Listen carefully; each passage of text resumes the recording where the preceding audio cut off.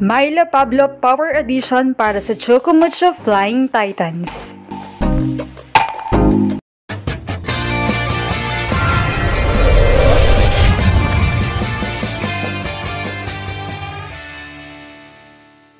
What's up, Volleyball Nation? Welcome back to my YouTube channel. Narito ako para magbigay sa inyo ng updates tungkol sa mundo ng volleyball.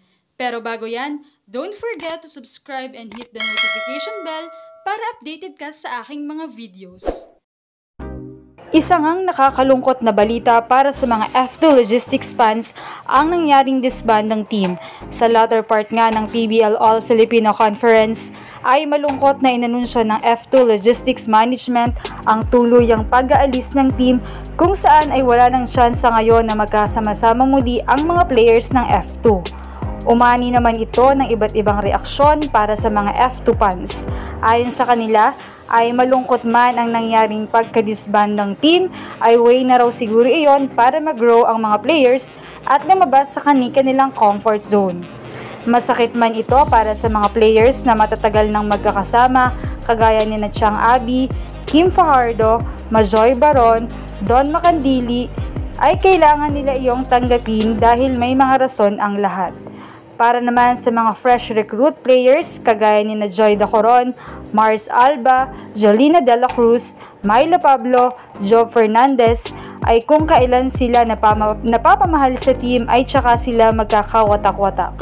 Samantala ay naniniwala naman ang mga fans na sa kabila ng katotohanang maghihiwa-hiwalay na sila ay siguradong may bagong pintong magbubukas para tanggapin sila.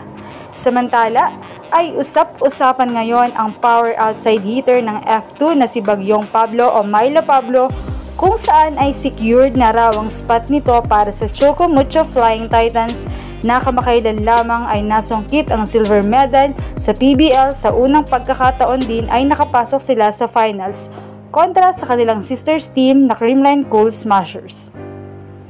Ayon sa marami ay for sure malaking tulong ito sa UB team dahil kung mayroon pa talagang isa sa mga kulang sa Chocomucho ay yung tao talaga. Knowing na prone si Molde at Cheng sa injuries, kaya naman ayon sa fans ay paniguradong perfect si Myla bilang kadiagonal ni Sisi Rendina, ang conference MVP ngayong PBL All-Filipino Conference. Bagaman wala pang anunsyo ang management, ay hoping na ang Chocomucho fans na matuloy ito dahil kung matutuloy ito ay malaki muli ang tsansa nilang makapasok sa finals. Anong masasabi niyo rito? Leave a comment below. Thank you for watching and don't forget to subscribe.